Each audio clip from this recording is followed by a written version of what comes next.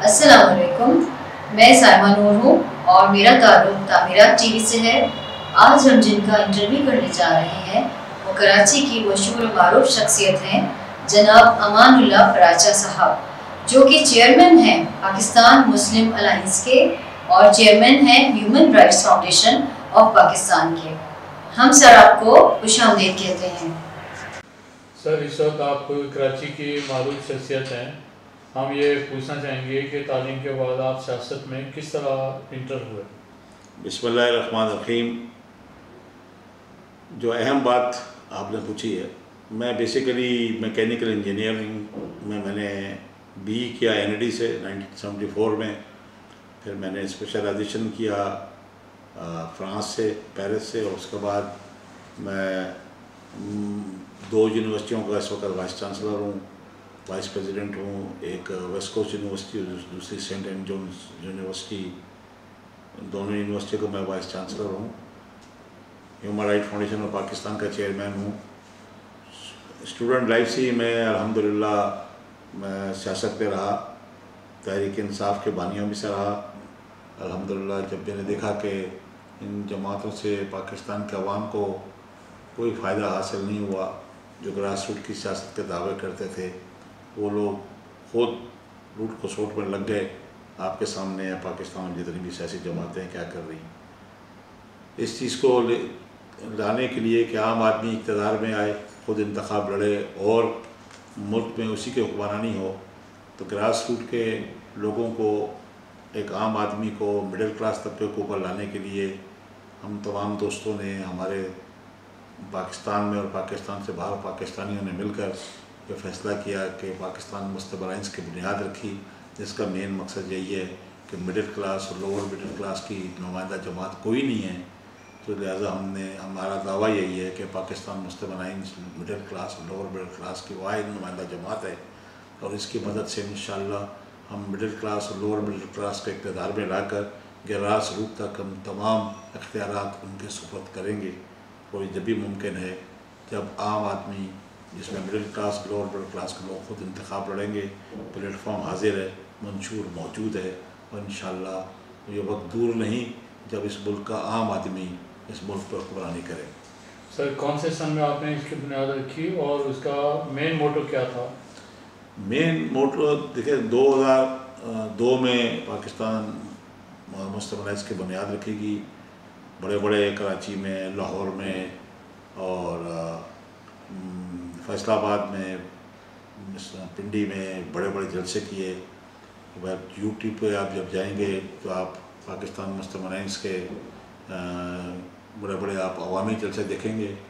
ہمارے جلسوں کی خوبی یہ ہے کہ لوگ ہمارے موٹیویٹڈ ہیں، ہم کوئی امیر جماعت نہیں ہے، ہمارے اپنے محدود وسائل ہیں، ہمارے اپنے دوست لوگ خود اس کی اپنے مدد کے تحت اس پارٹی کے لیے، عام لوگوں کے لیے، عام لوگوں کی طرح ہیں۔ لوگ ہمارے آ کے دریوں پہ نیچے بیٹھ جاتے ہیں اور کئی گھنٹے بیٹھے رہتے ہیں۔ اس کی وجہ یہ کہ ایک موٹیویشن ہے، لوگوں نے اپنے گھر تو آباد کر لیے لیکن اس ملک کے لیے کوئی خدمت نہیں انجام دی۔ اگر ایسا ہوتا تو ریاست کی ذمہ داری ہے کہ نوکریاں دینا، روزگار دینا، امن و امان دینا، صحت دینا۔ میں عام اور اکثر کہتا ہوں کہ عام چور میں اور سیاسی چور میں کیا فرق ہے۔ عام چور وہ ہمیشہ سوچتا ہے کہ کس طریقے سے عام آدمی کا پیسہ لوٹا جائے، چوری کی جائے، اس کا زیور لوٹا جائے، اس کے گھر کو میں جو کچھ پڑا وہ لوٹ لے۔ سیاسی چور جو ہے، اس کو ہم خود منتخب کرتے ہیں، ووٹ دیتے ہیں، ان کو ہم اسمبلیوں میں بھیجتے ہیں، وہ ہمارا سب لوٹ لیتے ہیں۔ میں آپ تمام ناظرین سے ایک گزارش کرتا ہوں، خدا را ان چوروں کا دفاع بند کر دیجیے، دفاع کرنا بند کریں، اور اس وقت ملک کو عام ایسے لوگوں کی ضرورت ہے جو ملک کے ساتھ مخلص ہوں، جو ملک کو آگے لے جائیں۔ یہ ایگریکلچر بیسڈ ملک ہے، اس پہ توجہ دیتے، نہ ایگریکلچر پہ ہم نے توجہ دی، نہ ہم نے اس ملک کو انڈسٹری کے اوپر توجہ دی، نہ ہم نے کسی چیز کا خیال کیا۔ تو اب وقت آ گیا اٹھنے کا، عام آدمی کو اٹھنے کا۔ اب انقلاب کی ضرورت ہے۔ ہمیں اپنے ملک میں ایسے ہمارے وسائل ذرائع موجود ہیں کہ ہم بڑی آسانی کے ساتھ اس ملک کو ترقی کی ان منزلوں پر پہنچا سکتے ہیں کہ انشاءاللہ تعالیٰ آپ دیکھیں گے کہ ملک جو ہے دنیا کے ترقی یافتہ ممالک میں کھڑا ہوگا۔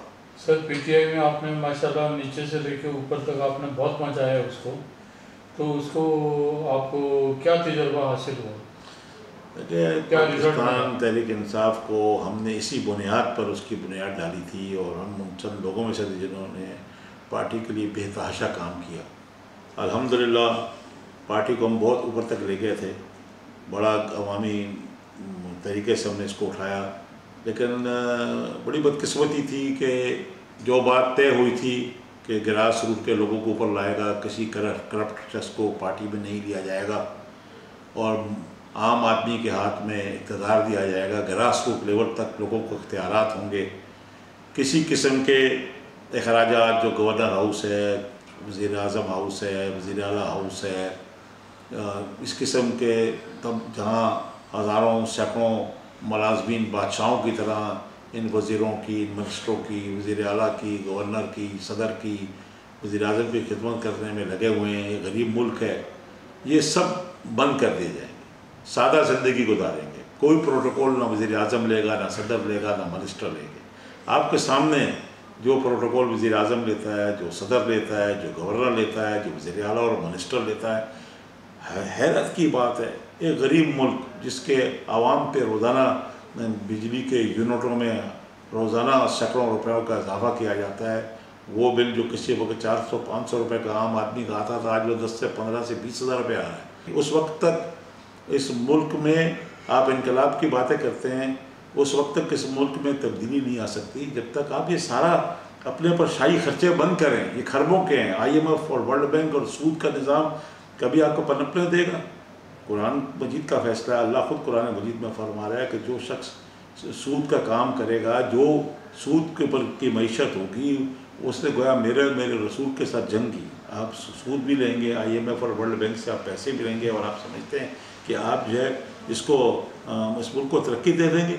सवाल पैदा नहीं होता कि इस मुल्क के अंदर कभी तरक्की है। कहाँ गई हमारी ये जो हमने तहरीक चलाई थी इंसाफ की, किधर गई? कोई जमात ऐसी है जो खाली गरीबों के लिए सिर्फ नारे हैं। जब आपका मुल्क कर्ज़ों तले दबा हुआ है, आपके लोग भूख से मर रहे हैं, ऐसे अस्पतालों में इलाज के लिए दवाइयाँ नहीं हैं, आप कहते थे कि यार यहाँ लोग नौकरियाँ तलाश करने आएंगे, हमारी पासपोर्ट की इज़्ज़त क्या है? जब भी पाकिस्तानी किसी मुल्क के एयरपोर्ट पर उतरता है और लाइन पे लगता है, उसको अलग कर दिया जाता है। उसके साथ जिस तरह तज़किया, जिस तरह बेइज्जती वाला सलूक किया जाता है, ये तो वही जानते हैं जो 90 लाख पाकिस्तानी बाहर काम करते हैं, और उनसे पूछो 90 लाख पाकिस्तानियों से जो इनके बारे में कहा जा रहा है कि वो EVM मशीन पर खुश होंगे। मैं कहता हूँ अगर वो उनको देखिएगा कि ये जो हमारे एम्बेसियाँ बाहर खुली हुई हैं, वहाँ का सफ़ीर और वहाँ का अमला पाकिस्तानियों को जितना जलील करता है, इन 90 लाख पाकिस्तानियों से पूछो। मैं कहता हूँ 90 लाख पाकिस्तानियों को कि इसकी वफाकी हुकूमत ज़िम्मेदार होती है। वहाँ जो भी एम्बेसडर होता है, जो वहाँ जो भी एम्बेसियाँ खुली हुई हैं, इन्होंने कितने पाकिस्तानियों की खिदमत की? इन्होंने किसी पाकिस्तानी का मसला हल किया? कोई पाकिस्तानी वहाँ बंद हो जाते, पूछे नहीं जाते। इसके मुकाबले में बांग्लादेश, भारत, श्रीलंका जैसे ममालिक का एक बंदा भी अंदर हो जाता है और उनका वज़ीर ख़ारजा वहाँ पहुँच जाता है। ये अभी पता चलेगा इंशाअल्लाह ताला। 90 लाख जो पाकिस्तानी बाहर है वो जागे हुए हैं। उन्होंने देखा है कि बाहर के मुल्कों में जो उनके मुल्कों ने तरक्की की है, उसकी वजह उनकी हुकूमतों का अपने अवाम के साथ अच्छा सलूक है। 90 लाख पाकिस्तानी इंशाअल्लाह इन तमाम हुकूमतों का मुखालफत में वोट देगा। कराची के बेसिक मसाइल क्या हैं और उनका क्या हल है आपके नज़र में? बहुत अच्छी बात की आपने। देखिए, कराची गुज़िश्ता कई सालों से कचरे के ढेर बना हुआ है। यहाँ पानी जो घर घर में आना चाहिए था, आप यकीन करें कि ये यहाँ पे हाइड्रेट जो माफिया है, पानी का टैंकर माफिया है, आप किसी भी बड़े ब्रिज के नीचे से गुजर जाएं, वहाँ पे बड़े बड़े पंप लगे हुए हैं और उन पंपों से जो सरकारी पानी आ रहा है बड़े बड़े पाइप से, वो उसको वहाँ से खींचकर इन टैंकरों में दिया जा रहा है। रोज़ाना 50 करोड़ रुपए से लेकर 1 अरब रुपया टैंकर माफिया कराची के अवाम का ये पानी लूटा जा रहा है। कराची के 80% आबादी में जो है पानी नल से पानी आता ही नहीं है, क्योंकि टैंकर माफिया चोरी कर रहा है। हज़ारों लाखों जहाँ लोग जो है लाइनों में लगकर कभी कभार کوئی کسی سرکاری نل میں پانی آ جائے تو وہاں لوگ دیکھ لیں کہ ہماری مائیں بہنیں بیٹیاں نوجوان بوڑھے صبح سے لے کے شام تک ٹین کے کین لے کے پانی انشاءاللہ اگر عوام نے ہمیں موقع دیا تو ہم اس شہر سے انشاءاللہ ٹینکر مافیا کا خاتمہ کریں گے، اور ہمارا جو ہے ایمان ہے کہ ہم ہر گھر میں پانی کو پہنچائیں گے۔ ہم نے یہ بھی ٹیکسوں کا پیسہ ہے نا، اگر آپ پیسے بچائیں اور اگر آپ شاہی خرچیاں چھوڑیں اور ٹیکسوں پہ اور اس کی بجائے بھرمار لگانے کے، جو ہماری خواتین ہیں، جو ہماری ان کا کم از کم جو گورنمنٹ کی ٹرانسپورٹ ہے وہ پورے پاکستان میں وہ سرکار اس کے پیسے اٹھائے، اتنے ٹیکسوں کے پیسے اکٹھے ہوتے ہیں کہ اپنے اوپر شاید خرچیاں کرنے کے اس پہ بچت کر کے آپ خواتین کے ٹکٹ کو معاف کر دیں۔ انشاءاللہ پانی کا مسئلہ حل کریں گے۔ کراچی کے اندر سے کچرے کا ڈھیر ہیں آپ کو انشاءاللہ بالکل نظر نہیں آئے گا۔ مینجمنٹ کی ضرورت ہے، نیت صاف ہونا چاہیے۔ گھر گھر انشاءاللہ پانی پہنچائیں گے، ہسپتالوں کی پوزیشن کو درست کریں گے، اور آپ کو یہ کر کے دکھائیں گے کہ انشاءاللہ بچت کریں گے، اور بچت سے ہم انشاءاللہ جو ہم خواتین کے ٹکٹ جو ہے یہ بلدیاتی ادارے اور صوبائی حکومتیں برداشت کریں گی، اور یہ کوئی بڑا کام نہیں ہے۔ یہاں دنیا کے بہت سارے ممالک کے اندر ایسا کر کے دکھایا گیا، جب وہاں ہو سکتا ہے تو ہمارے پاس وسائل ذرائع موجود ہیں، صرف نیت ہے۔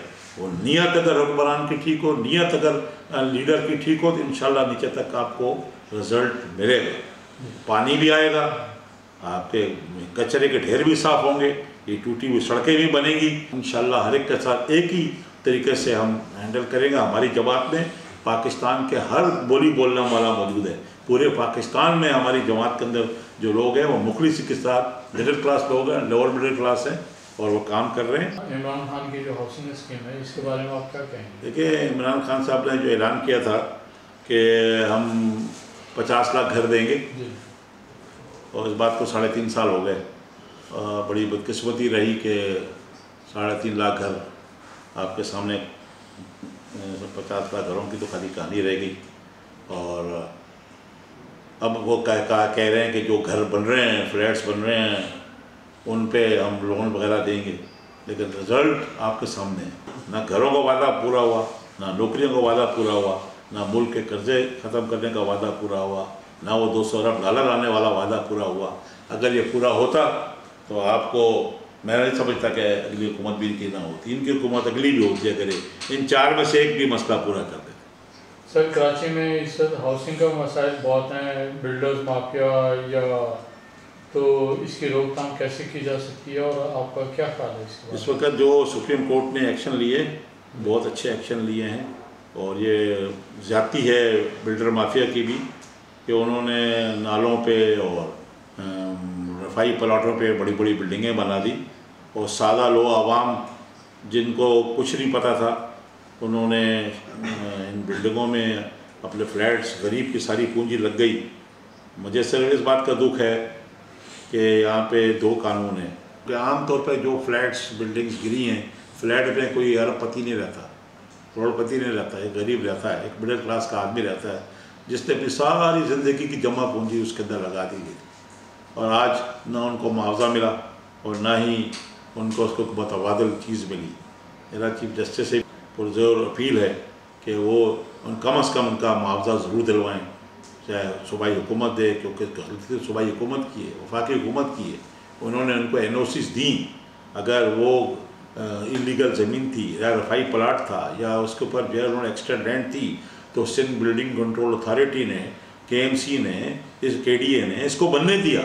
تو ان کو کیا پتہ نہیں ہے کہ یہ انہوں نے جس طریقے سے بلڈر مافیا، جس کو بلڈر کا مافیا کہہ رہے ہیں، وہ بلڈر بیچارہ ان کے ہاتھوں مجبور ہے، یہ پیسے لیے بغیر فائل آگے نہیں بڑھتی۔ ڈرائنگ پاس کرانی ہے تو پیسے دو، جو اگر بلڈنگ گراؤنڈ +8 کی ہے، 4 منزلیں اوپر بنا لی، تو Sindh building control authority, KDA یا KMC کی عملے کی ملی بھگت کا بغیر یہ ممکن ہی نہیں ہے کہ وہاں کوئی ایک فلور بھی وہاں بنا رکھیں۔ تو یہ آپ خالی بلڈر مافیا کو بلڈر مافیا کہیں، یہ بڑا غلط ہے۔ بلڈرز بیچارہ اس شہر میں کم سے کم ریٹ پہ فلیٹ بنا کے دیتا ہے، روزگار دیتا ہے، لیکن اگر اس میں کوئی ریگولرٹیز ہیں تو یہ محکمے کا کام ہے کہ اس کو وہیں سے روکے، اس کا وہیں سے تدارک کرے یہ نہیں کہ آپ خالی بلڈرز کو جو ہے وہ برد الزام ٹھہرائیں اور بلڈر کو جو ہے آپ ذلیل کریں. اور آج ہر جگہ سے بلڈر کو دونوں طرف سے دبایا جا رہا ہے کہ آپ ادھر سے ان کو ایک تو ان کی بلڈنگ گر گئی، اوپر سے وہ معاوضہ بھی دے دے تو کہاں سے لائے گا. اور جو پیسے دے کے انہوں نے نقشے پاس کیے اور پرمیشنیں دیں وہ آزاد گھوم رہے ہیں. سب سے پہلے تو ان کو ذمہ دار ٹھہرانا، سب سے پہلے تو ان کو جیل بھیجنا چاہیے اور ان کو جیل میں ہونا چاہیے، نہ کہ آپ بلڈر کو جیل بھیجیں. سر ہاؤسنگ اسٹریٹجی کی بہتری کے لیے آپ کیا تجویز کریں گے؟ میں سمجھتا ہوں جو باتیں میں نے ابھی کی ہیں، ہاؤسنگ سوسائٹیز والے بھی بری طرح عذاب میں، ہر طرح ہاؤسنگ سوسائٹیز کے اوپر عذاب نازل ہے. اور یہاں پر بھی بہت بڑی آپ کے سامنے ڈسکرپنسیز ہیں. ایسی زمینیں جو ہیں ٹھٹھا کی زمین کا ڈاکومنٹ لے کے انہوں نے ٹرانسفر کر دیا پرائم لوکیشنز پہ، گلستان جوہر میں، گلشن اقبال میں، نادرن بائی پاس پہ یہاں. اور اس طریقے سے جو ہے سوسائٹیز بنا لی گئیں اور سوسائٹی والوں نے بھی عوام کو جو ہے 100 پلاٹ ہیں تو انہوں نے ایڈورٹائزمنٹ کر کے 1000 پلاٹ بیچ دیے. 5-5 10-10 فائلیں ایک پلاٹ کی بن گئیں. اس کی بہتری کا آسان طریقہ یہ ہے کہ اس کی باقاعدہ اپروول ہو. آباد کے کنٹرول سے یہ جو ہماری ایسوسیشن ہے اس کے کنٹرول سے یہ سوسائٹی بنے اور اس کے اندر یہ طے ہو کہ اگر 100 پلاٹ ہیں تو جو ڈپارٹمنٹ سوسائٹی کے اپروول دے رہا ہے جس زمین پہ دے رہا ہے اس کو لکھے کہ اس سوسائٹی کے اندر صرف 100 پلاٹ ہیں، ان کو یہ سائز ہے اور عوام 100 پلاٹ سے زیادہ اس کے اوپر نہ خریدیں. چونکہ یہ چیزیں لکھی نہیں ہوتی اور ان کو پرمیشن بے لگام ہوتی ہے، وہ تھوڑا سا آگے 10-20-50 ایکڑ کا پلاٹ لے لیتے ہیں، پیچھے کہتے ہیں اور زمین ہم لے رہے ہیں، اس کی بنیاد پر وہ لوگوں کو ٹھگتے ہیں. تو اس لیے جو ہے سوسائٹی کے لیے کس وقت بڑی کراچی شہر میں سوسائٹیز کی بڑی ضرورت ہے، کیونکہ سوسائٹی میں چھوٹی زمینیں ہوتی ہیں اور لوگ غریب لوگ مڈل کلاس کے لوگ ان جگہوں پہ جا کے پلاٹ خریدتے ہیں. لیکن زیادتی یہ ہے کہ آپ کے سامنے لوگوں کو 25-25 30-30 40-40 سال سے آج تک پلاٹ نہیں ملے. ان کو بس صرف فائلیں ہیں اور ان بلڈر سوسائٹی کے مالکان نے اس پہ اپنے قبضہ رکھا ہوا ہے. اور جب تک اور اس وقت لوگوں کا بھی سوسائٹی والوں کے اوپر بلیف ختم ہوتا جا رہا ہے. میں نے آپ کو بڑے واضح طور پہ کہہ دیا کہ جب تک حکمران کی نیت ٹھیک نہیں ہوگی، کوئی اور کسی محکمے کا بھی جو ٹاپ لیڈر جو ہے وہ اس کی نیت ٹھیک نہیں ہوگی، نہ ملک ٹھیک ہوگا نہ ادارہ ٹھیک ہوگا. ملک، ادارے، شہر کو ٹھیک کرنے کے لیے، انتظامیہ کو ٹھیک کرنے کے لیے آپ کے اچھے نیت والے لوگ، ہمدرد لوگ آپ کو لانا ہوں گے. اور یہ عوام کی ذمہ داری ہے کہ ایسے لوگوں کو چنیں جو ان کے اپنوں میں سے ہوں، ایسوں کو نہ چنیں جن کو انہوں نے بار بار چنا اور نتیجہ ان کے سامنے صفر ہے. پھر حضرت علی کا فرمان ہے نا کہ مسلمان مومن جو ہے ایک دفعہ ایک بل سے ڈسا جاتا ہے، بار بار ڈسے جاتے ہو تب بھی ان کو بار بار چنتے ہو تو رونے کا کیا فائدہ؟ ذمہ دار تو آپ خود ہیں. اپنی ذمہ داری کو سمجھیے، آپ کی ووٹ کی بڑی طاقت ہے، اس ووٹ کی طاقت کو استعمال کریں اور اپنے مستقبل اور اپنے بچوں کو مستقبل کو سیف کریں.